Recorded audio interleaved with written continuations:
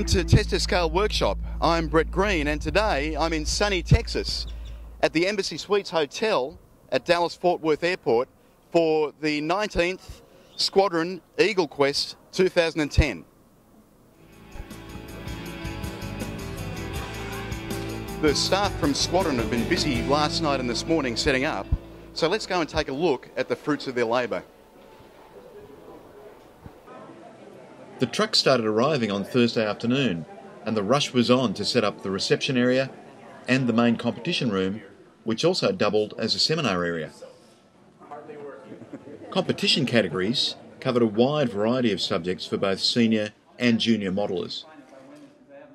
The EagleQuest trophies, designed and manufactured by Squadron, were impressive to say the least.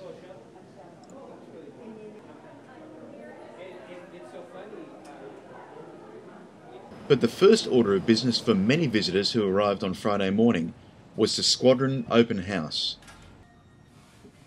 Registered visitors had the rare opportunity to stroll the aisles of the cavernous and mercifully air-conditioned warehouse and pick out models from the vast amount of stock on hand.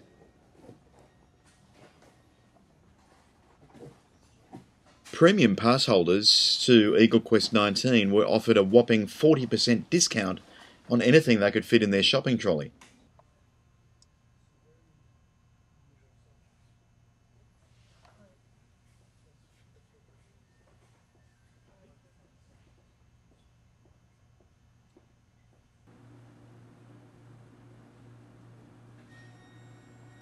It was interesting to see several large piles of kits around the place.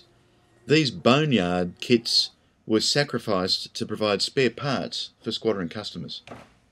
Squadron's head office also houses the manufacturing or packing facilities for home brands such as True Details, Aeromaster and Eagle Strike. Squadron office staff were pressed into service as checkout operators for the day. Meanwhile, back at the Embassy Suites, registration was doing a brisk trade. By Friday afternoon, the tables were starting to fill with very high quality models in many different categories. Several large and eye-catching dioramas dominated attention in the middle of the room. 6 seminars were held over the course of the 2 days, including this live airbrushing demonstration by Dan Clover. I was let loose at the front of the room at EagleQuest as well. On Friday, I discussed the state of the hobby and a bit of hyperscale history, while on Saturday, I chatted about late war Luftwaffe camouflage.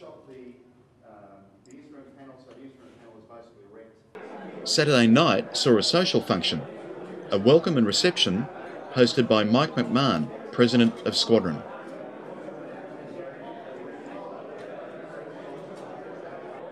A splendid time was clearly had by all.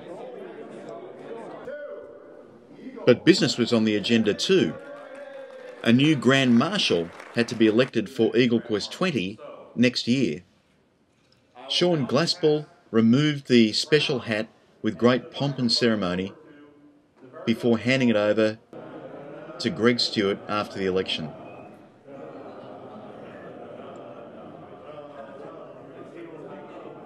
This piece of business was actually an entertaining and sometimes hilarious part of the evening, thanks largely to Hal and Sean's antics up at the front of the room.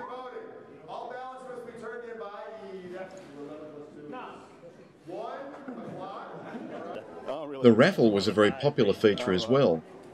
$1, $5 and $10 tickets were on offer. Here's a sample of the selection of prizes that were available. Richard Polson is clearly getting into his role as official raffle box shaker at Squadron EagleQuest 19.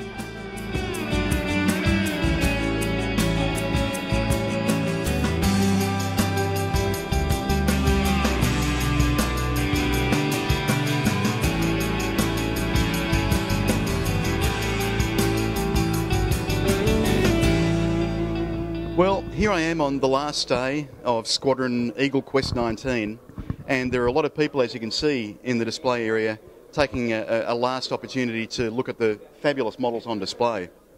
It's interesting to note, actually, that unlike most competitions, these models are judged by the visitors, not by a panel of judges. But if there's one thing that's really struck me about Squadron EagleQuest XIX, it's how friendly it is. It has the feeling of a family reunion, particularly the evening events.